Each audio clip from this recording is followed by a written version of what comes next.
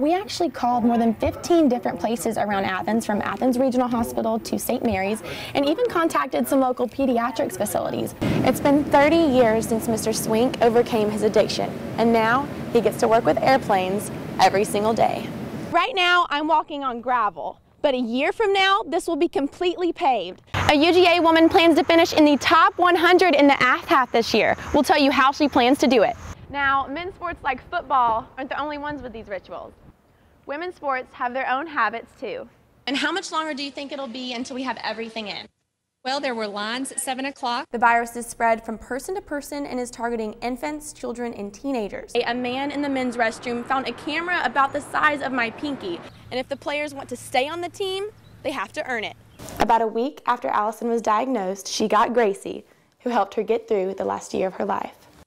All day, phones have been ringing off the hook here at the board. Russell, people run this race for so many different reasons. Some run for the charity, some as a personal goal, and some for other people. At what point does being proud of your family become dangerous? She graduated with a 3.7 GPA and is majoring in psychology. And that's just a great example of how hard it is to balance sports and school.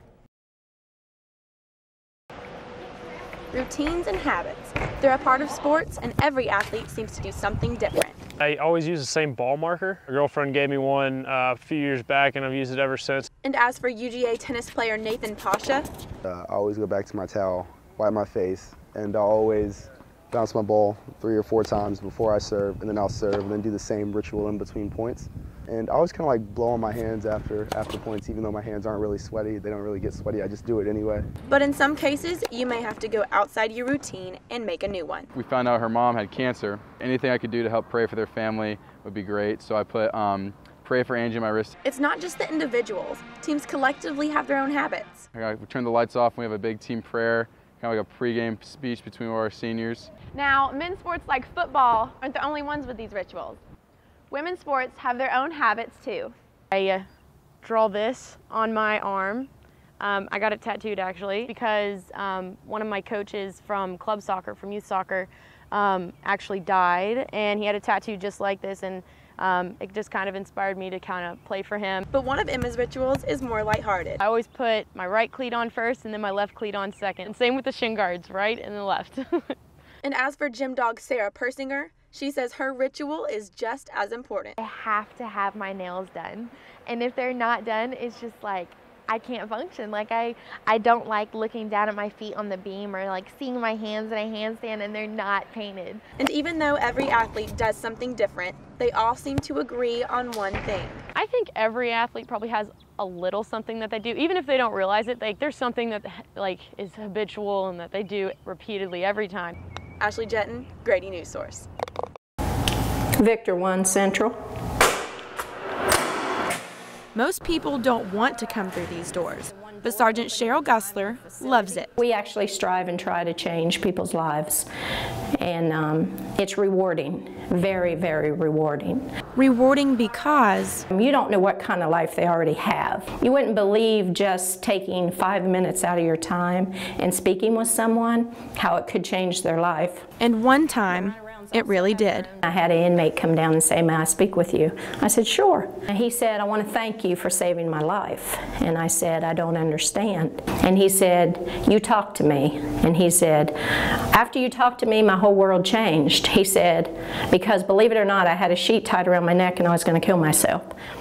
Sergeant Gussler says that is what it's all about. We got to try to turn them around, and if we can do that to one person, it's really worth it. And if it's rewarding for one, imagine the thousands of lives touched by Sergeant Gussler.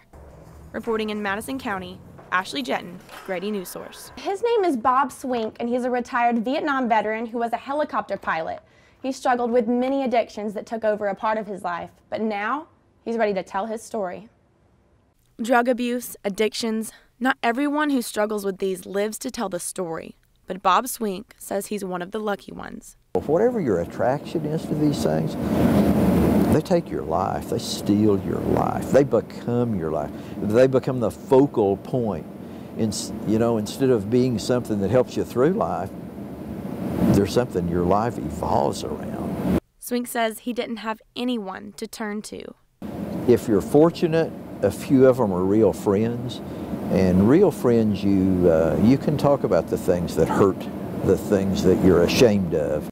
Now Swink has many. He has his wife and his church small group.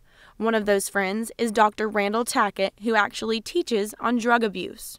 There is the issue of escape, and that can be escape from the problems they're having. Swink says his advice for the many who struggle with addiction is simple. You've got a problem if anyone around you that cares for you says you got a problem. Trust me. It's been 30 years since Mr. Swink overcame his addiction, and now he gets to work with airplanes every single day. He does what he loves, and he says it's a blessing to share this part of his life. It's probably the most beneficial lesson I've learned in my life that I might pass on, that might have an impact on someone else's life. Swink says he's always willing to talk to people about his past and his addiction because he doesn't want anyone else to have to go through what he did.